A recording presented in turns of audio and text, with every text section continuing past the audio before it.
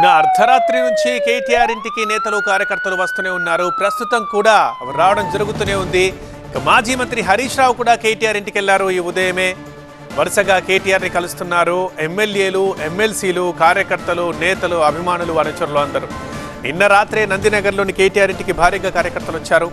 అంతమంది రావడంతో రాత్రంతా కేటీఆర్ వాళ్ళతో మాట్లాడుతూనే ఉన్నారు. కార్యకర్తలు ఇక రాత్రి కేటీఆర్ ఇంటి దగ్గరే ఉన్నారు. కార్యకర్తల్ని కలిసి ధైర్యం చెప్పారు BRS working president KTR.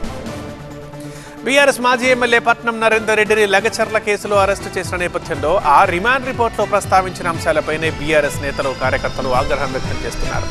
Remand రిపోర్ట్లో కేటీఆర్ పేరు ప్రస్తావించడం ముమ్మాటికి కుట్రే, కావాలని చేసిందే అంటూ వారంతా మండిపడుతున్నారు. కేటీఆర్కి మద్దతుగా వారంతా పెద్ద సంఖ్యలో అక్కడికి చేరుకొని సంఘీభావం తెలిపారు. ప్రస్తుతం ఇప్పుడు కూడా ఒక్కొక్కరిగా కేటీఆర్ నివాసానికి చేరుకుంటున్నారు. మాజీ మంత్రి హరీష్ రావు చేరుకున్నారు. అండ్ ఎమ్మెల్యే కౌశిక్ రెడ్డిని కూడా మనం లైవ్లో చూస్తున్నాం.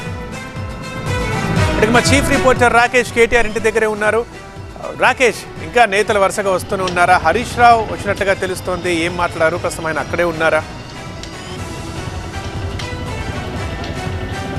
ప్రస్తుతానికైతే నేతలంతా వెళ్ళిపోయారు. రాత్రంతా నిద్ర లేకుండా ఎక్కడ గడిపారు. ఎమ్మెల్యేలు, మాజీ మంత్రులు, ముఖ్య కార్యకర్తలు పెద్ద సంఖ్యలో వందలాది మంది ఈ మొత్తం కాలనీ అంతా నిండిపోయారు. వెహికల్స్ అన్నీ నిండిపోయాయి. ఎక్కడి నుంచి పోలీసులు వస్తారు, అరెస్ట్ చేస్తారని ఒక టెన్షన్ వాతావరణం కనిపించింది కార్యకర్తల్లో కూడా. నిన్నటి నుంచి సాయంత్రం నుంచి ఎప్పుడైతే పట్నం నరేందర్ రెడ్డిని అరెస్ట్ చేశారో, అరెస్ట్ చేసిన తర్వాత విచారణకు తీసుకున్నారో, ఆ విచారణ క్రమంలో ఆయనే కేటీఆర్ పేరు చెప్పినట్లు, కేటీఆర్ చెప్తేనే నేను వ్యూహాత్మకంగా సురేష్ను పురమాయించి అక్కడ కలెక్టర్ పైన దాడి చేయించినట్లు ఆయన రిమాండ్ రిపోర్ట్లో ఒప్పుకున్నారని కొంత స్పెక్యులేషన్ స్టార్ట్ అయినాయి. ఆ నేపథ్యంలోనే నిన్న తెల్లవారుజామున ఈ టైం వరకు పట్నం నరేందర్ రెడ్డిని పోలీసులు అరెస్ట్ చేసి తీసుకెళ్లారు. అదే టైంలోగా కేటీఆర్ని కూడా అరెస్ట్ చేస్తారనే ఒక ప్రచారం కూడా ఊపందుకుంది. ఆ ప్రచారం జరుగుతుండగానే కార్యకర్తలందరూ ఒక్కొక్కరుగా ఇక్కడికి చేరుకున్నారు. పోలీసులను అస్సలు అరెస్ట్ చేయనీయం, కుట్రపూరితంగా లగ్చర్ల కేసులో కావాలనే కేటీఆర్ నిరికించేటువంటి ప్రయత్నం చేస్తున్నారు. అక్కడ ఉన్నటువంటి రైతులకు అండగా నిలబడ్డటువంటి నరేందర్ రెడ్డిని, బీఆర్ఎస్ పార్టీని ఇరుకునబెట్టేటువంటి ప్రయత్నం చేస్తున్నారు.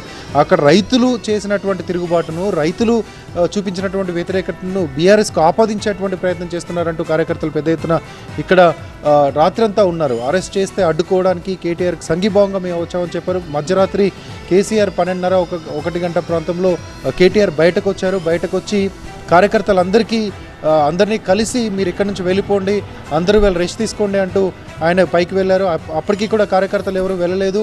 ఉదయం 6:30-7 గంటల వరకు ఇక్కడే కార్యకర్తలు, మాజీ మంత్రులు, ఎమ్మెల్యేలు అందరూ కూడా ఇక్కడే ఉన్నారు. రైట్ రాకేష్.